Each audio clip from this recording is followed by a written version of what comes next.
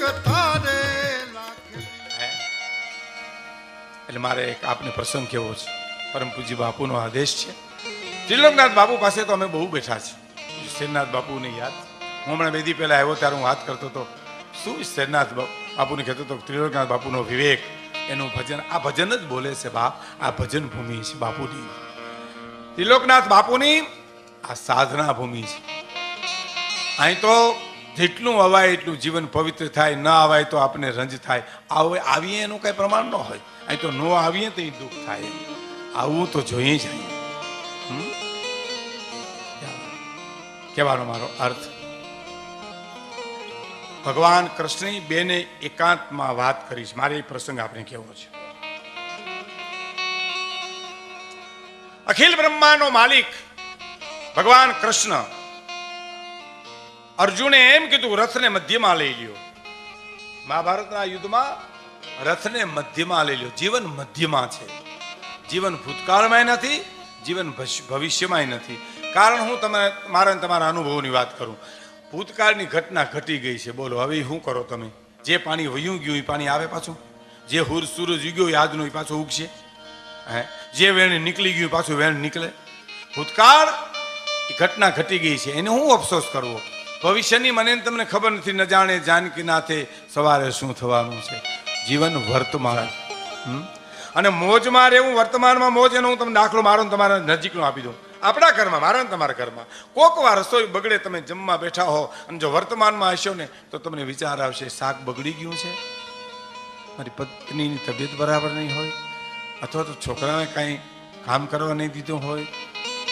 શાક બગડે નહીં, કેમ બગડ્યું છે? કોણ? કલ્પના કરી લેજો, અહીં બેઠા છો બધા, વર્તમાનમાં હશો તો તમને આ વિચાર આવશે, બગડે નહીં શાક, પણ આજે તીખું થઈ ગયું, બેસ્વાદ થઈ ગયો છે, એમ વિચારીને તમે વાટકો બાજુમાં મૂકી દો અને સંભારો રોટલો ખાઓ, અને તમને જો મોજનો તોરો ન છૂટે તો હું લોક સાહિત્યકાર મટી જાઉં સાહેબ.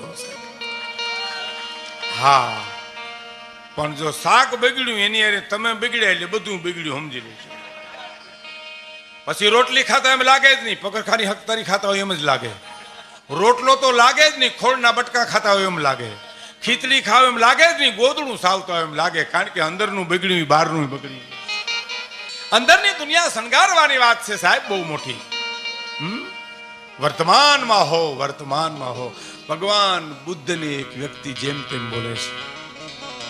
આ પ્રસંગ સાંભળજો મિત્રો, બહુ સરસ, જીવનમાં ઉતારવા જેવો છે. મારા ને તમારામાં જીવનમાં એકાદી વાત ઉતરી જાય ને તો હું અને તમે જીવી જાય સાહેબ. ભગવાન બુદ્ધને એક આવી હામી વ્યક્તિ જેમ તેમ બોલે છે, તુકારા કરે છે, અપશબ્દ બોલે છે. ભગવાન બુદ્ધ એમને બેઠા છે, એક પણ શબ્દનો પ્રત્યુત્તર નથી. વારે વારે થાકી ગયો માણસ બોલી બોલી.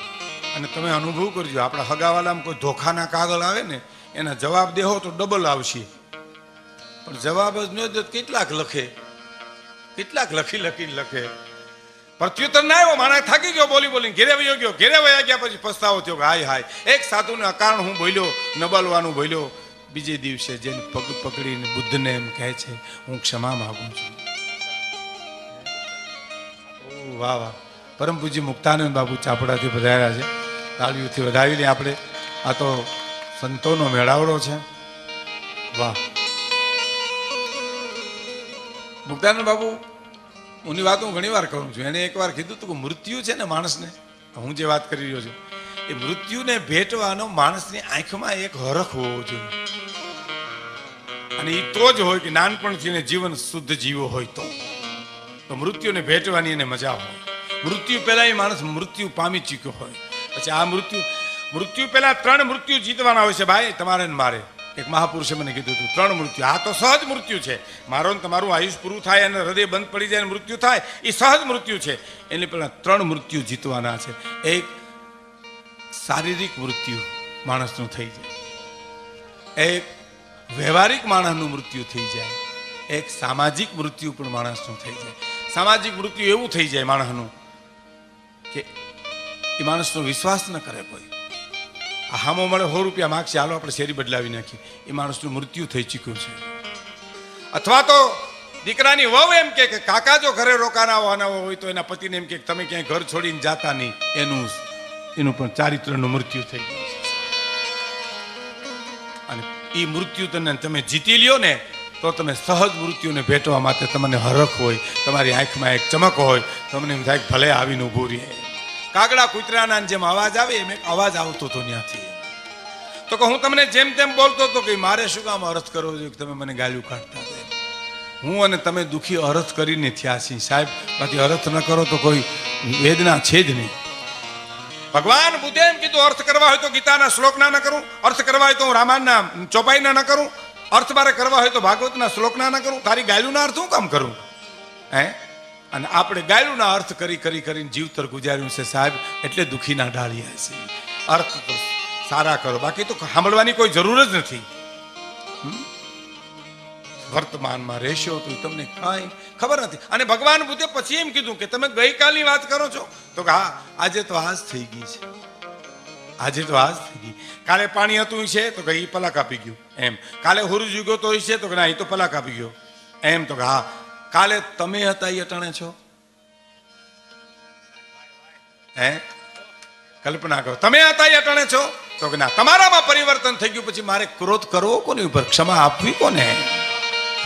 એ જે વર્તમાનનું જીવન છે એ કવિ વાત કરે છે કે વર્તમાનમાં મોજ છે, એને હર ભજવું હક બોલવું દોનો બાતા વલ, ઈ નરને ઉતરે નહીં કદી આઠો પોર અમલ.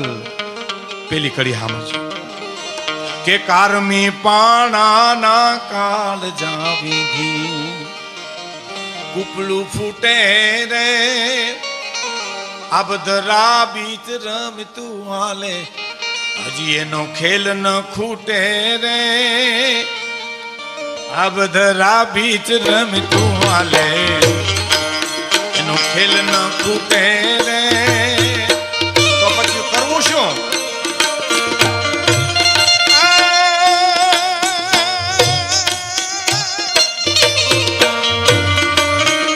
લેર આવે લખ લાખ દરિયાની તો લૂંટતા વેવું રે બાવલિયા. મોજ મારે મોજ મારે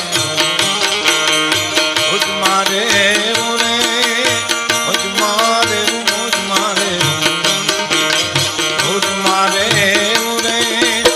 અગમ ગોચા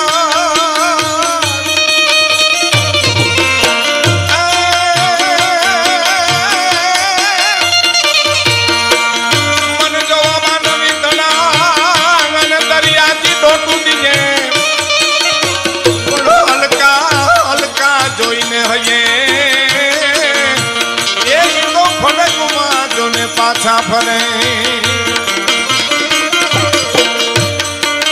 લેર આવે લખ લાખ દરિયાની તો લૂંટતા રે ઊંડે બાવલિયા. મોજ મારે મોજ મારે મોજ મારે.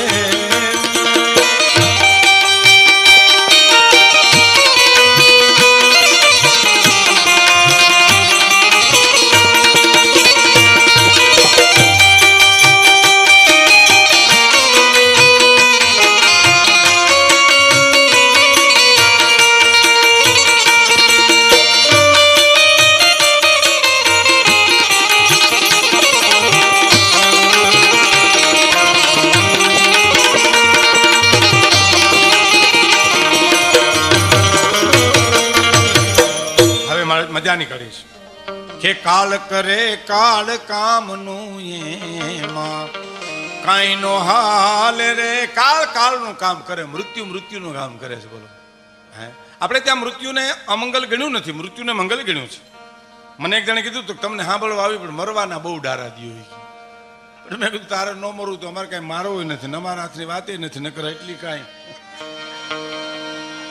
મરવું તો અનિવાર્ય છે ભગત.